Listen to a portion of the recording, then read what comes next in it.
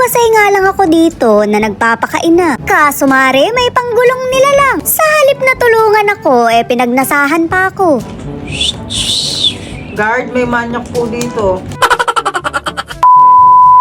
Pinamigay na nga yung mga libro ng bebe ko, kaya babalutan ko. Nung enrollan pa talaga to binigay, tinamad lang ako. Alam nyo naman mare, na pag-inom ang priority ko. Naghahabol tuloy ako ngayon dahil pasokan na bukas. Yung mga gamit mare, nire-ready ko na, yung mag-aaral na lang ang hindi.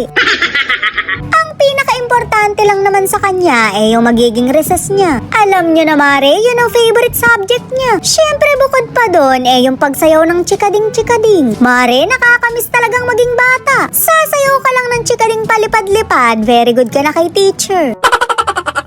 Ibang-iba na talaga ngayon kesa sa naranasan natin noon. Iba pa rin ang saya pagka pinagbunot kayo ng sahig. Pagalingan magpakintab para ma-very good kay teacher. Usong-uso din ang papel dilihan noon, pampakinis ng desk. Pagka naman walang pambili, pipitas na lang ng dahong magala sa kapitbahay. Pagka nga kagalit ko yung katabi ko, yung kalahati lang ng desk ang kinikis-kis ko. Deserve naman niya yun mare dahil nililista niya ako sa noisy.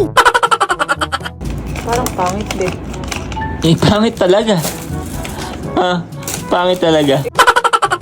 Napakalakas nga niyang mang-asar kaya gagantihan ko. Eri baka ako ikuko niya o mukha niya. Nakakalito kasi mare dahil same-same lang. Hindi niyo man siya nakikita pero mukha siyang ingrown na tinubuan ng mukha.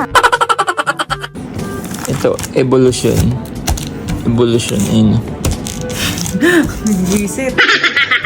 Todo balot nga ako rin hindi naman yata babasahin ng bebe ko. Pero hindi naman mahalaga sa akin kung hindi siya magiging matalino. Basta't ang lagi ko lang paalala, wag na wag siyang matatae sa school. Shoot, mare, mas naaalala pa kasi kung sino yung natae kaysa sa pinakamatalino. Tandang-tanda ko pa rin yung kaklase naming pinatalo ni ma'am. Ayaw kasing umamin, nahulog tuloy.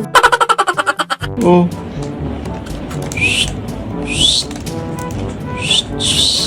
Guard, may manyak po dito.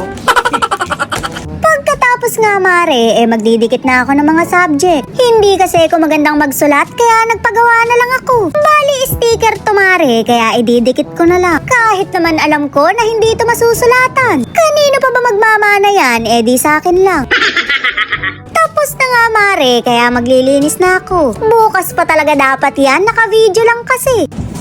Sakto, gayak mo na yung anak mo. Tapos na.